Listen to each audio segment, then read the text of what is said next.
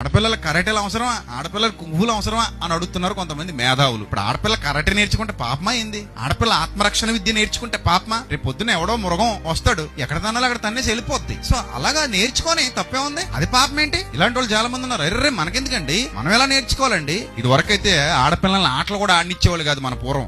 ఆడపిల్లలకి బ్యాడ్మింటన్ ఏంటి, ఇంకేంటి, ఆడపిల్లలకి చెస్ ఏంటి, ఆడపిల్లలకి క్రికెట్ ఏంటి అంటే, ఆడపిల్లలు అంటే ఒకటి ముగ్గేయాలి, ముగ్గులేసేసి ఇంటికి పోవాలి, లోపలికి వెళ్ళి గిన్నెలు తోముకోవాలి, బట్టలు ఉతికేయాలి, ఇంకేం చేయాలి, అమ్మతో పాటు ఏం చేయాలి, గరిటె తిప్పియాలి, ఇంకేం చేయకూడదు ఇల్లు. ఇది మన చిన్నప్పుడు. కొంచెం మారిందా? మారింది. ఇప్పుడు ఆడపిల్లలు కూడా బ్యాడ్మింటన్ ఆడుతున్నారు, ఆడపిల్లలు కూడా క్రికెట్ ఆడుతున్నారు, ఆడవాళ్ళు కూడా కండక్టర్లు అయ్యారు. ఇది వరకు అసలు ఆడవాళ్ళు కండక్టర్ అంటే లేడీ కండక్టరా అన్నట్టు చూసేవారట. కానీ ఇప్పుడు లేడీస్ కూడా ఏమయ్యారు, కండక్టర్లు అయ్యారు. లేడీస్ కూడా ఉద్యోగాలు చేస్తున్నారు, సాఫ్ట్వేర్ కల్చర్ లో ఉన్నారు, హార్డ్వేర్ లో ఉన్నారు, పైలట్లు అయిన వాళ్ళు ఉన్నారు. ఏమంటే ఇప్పుడు మొగుడు మంచోడు కాదనుకోండి, మరి స్త్రీ ఏం చేయాలి? పోషణ కోసం వెళ్ళాలిగా. ఇది వరకు కోతలు కోసేవారు స్త్రీలు, ఇది వరకు స్త్రీలే ఊడ్చేవారు. ఇప్పుడంటే మిషన్లు వచ్చేసి వాళ్ళ పని తగలేసింది. ఇంకా బలమైన పనులు పురుషులు చేసుకునేవారు. కుప్ప నూర్పులని, ధాన్యం బస్తాలు మోయడం అని ఇలాంటివి పురుషులు చేసేవారు. ఇప్పుడు ఇంక ఏ పనులకి మనుషుల అవసరత లేకుండా చేసి పడేసి మొత్తం కోత మిషన్లు పెట్టారు, ఊడ్పు మిషన్లు పెట్టారు.